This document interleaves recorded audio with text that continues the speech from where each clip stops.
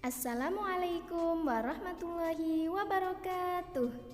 Hai adik-adik, materi kali ini iman kepada hari akhir kelas 6 SD.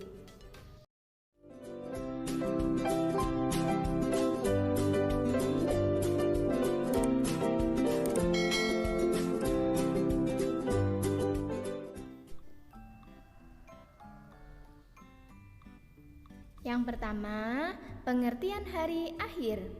Iman kepada hari akhir percaya adanya kehidupan di akhirat yang kekal abadi setelah kehidupan di dunia ini. Pada hari akhir itu, setiap manusia akan memperoleh balasan yang sesuai dengan amal perbuatannya selama hidup di dunia.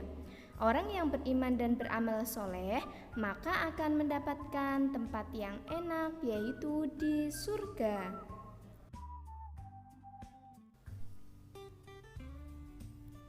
Allah Subhanahu wa Ta'ala berfirman dalam surat Toha ayat 15 sebagai berikut, yang memiliki arti, sungguh hari kiamat itu akan datang. Aku merahasiakan waktunya agar setiap orang dibalas sesuai dengan apa yang telah dia usahakan. Hari akhir atau hari kiamat menurut kejadiannya dibagi menjadi dua macam. Yang pertama, kiamat sughra atau kita sebut kiamat kecil, yaitu berakhirnya atau hancurnya sebagian alam seperti matinya seseorang, matinya hewan, tanah longsor, gunung meletus, dan lain sebagainya. Yang kedua, kiamat kubro, kiamat besar, yaitu hancurnya alam semesta ini. Berikut hari akhir dibagi menjadi dua macam. Ada kiamat sughra dan kiamat kubro.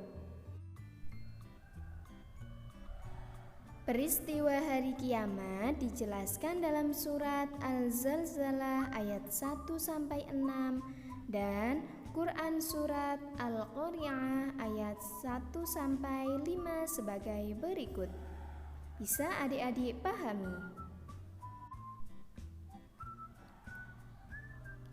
Nama-nama hari akhir. Yang pertama ada Yaumul Ba'ats, hari bangkitnya manusia dari alam kubur. Yang kedua, Yaumul Mahsyar atau hari berkumpulnya manusia di padang mahsyar. Yang ketiga, Yaumul Hisab atau hari perhitungan amal manusia. Yang keempat, Yaumul Mizan, hari menimbang amal perbuatan manusia. Yang kelima, Yaumul Jaza, artinya hari pembalasan amal manusia. Berikut nama-nama hari akhir.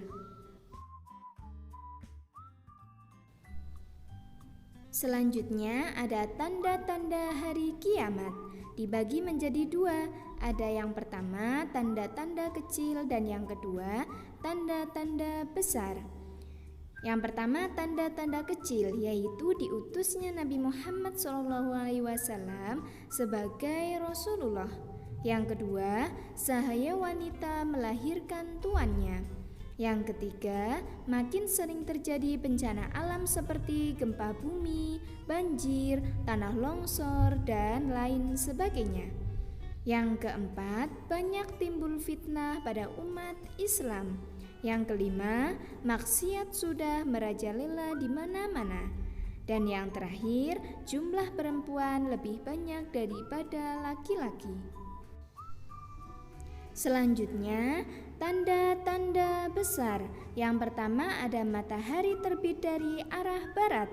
Yang kedua, keluarnya binatang yang dapat bercakap-cakap seperti layaknya manusia. Yang ketiga, munculnya Al-Mahdi. Yang keempat, munculnya Dajjal.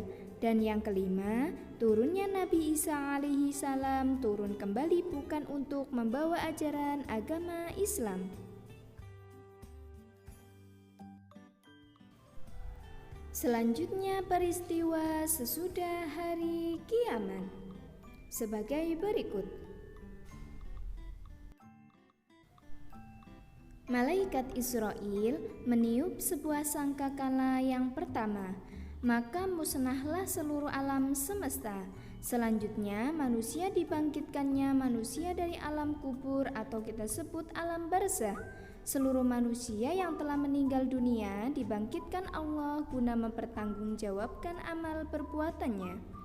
Setelah dibangkitkan dari alam kubur, seluruh manusia dihimpun di suatu tempat bernama Padang Mahsyar atau Padang Mauquf, yang artinya tempat berhenti sementara. Pada hari itu, seluruh manusia dikumpulkan sebelum diadili. Manusia saat itu mengalami kepayahan karena matahari didekatkan hingga manusia dibanjiri oleh keringatnya sendiri. Namun, Allah memberi pertolongan kepada 7 golongan yang dinaunginya. Selanjutnya, manusia akan diperhitungkan amal baik dan buruk manusia saat hidup di dunia. Semua bibir terkunci rapat, hanya anggota tubuh yang bersaksi, dan dilanjutkan dengan penimbangan amal perbuatan manusia setelah diperhitungkan baik buruknya ketika hidup di dunia. Apabila amal baiknya lebih berat, maka ia akan beruntung mendapatkan rahmat Allah Subhanahu wa Ta'ala. Sebaliknya, jika dosanya lebih berat, maka ia akan menerima azab. Na'udzubillahi min dzalik. Manusia lalu diberi sebuah pemberian buku catatan amal manusia. Ketika lembaran catatan amal dibagikan, seluruh manusia berlutut menanti panggilan untuk menghadap Allah Subhanahu wa Ta'ala. Rob semesta, manusia di padang mahsyar, setiap nabi memiliki telaga untuk memberi minum umatnya. Adapun kaum mukmin akan mendatangi telaga Nabi Muhammad yang bernama Al-Kautsar yang telah dijanjikan Allah Subhanahu wa Ta'ala. Orang yang tertolak dari telaga itu adalah kaum murtad dan munafik. Pendapat lain adalah ahli maksiat dan pelaku dosa besar. Allah Subhanahu wa Ta'ala menjelaskan keistimewaan telaga Al-Kautsar dalam Al-Quran. Manusia juga melewati jembatan membentang di atas neraka. Permukaan titiannya sangat tipis dan tajam, lebih tipis dari rambut. Tahap ini menjadi penentu manusia apakah manusia masuk neraka atau masuk surga. Masing-masing melewati jembatan ini sesuai amal perbuatannya. Ada yang melewatinya secepat kilat, angin, terbang, berlari, dan ada juga yang merangkak bahkan terjerumus. Na'udzubillahi min dzalik. Orang pertama yang melewati jembatan ini adalah Nabi Muhammad SAW. Beliau tidak langsung memasuki surga tetapi menunggu umatnya sambil mendoakan, "Ya Allah, selamatkan, selamatkan."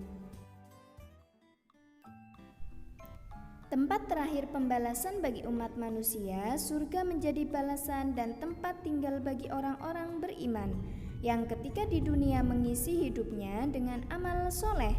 Mereka adalah kaum solihin yang diridhoi Allah Subhanahu wa Ta'ala.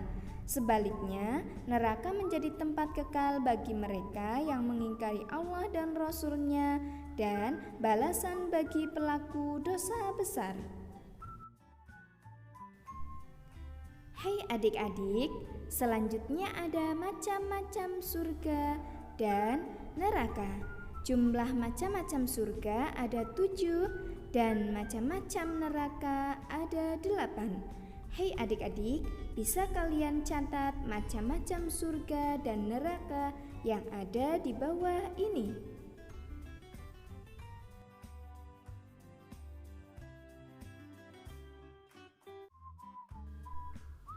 Hai adik-adik, demikian materi dari Bu Nurul.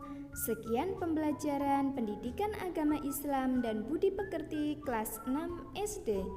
Wassalamualaikum warahmatullahi wabarakatuh.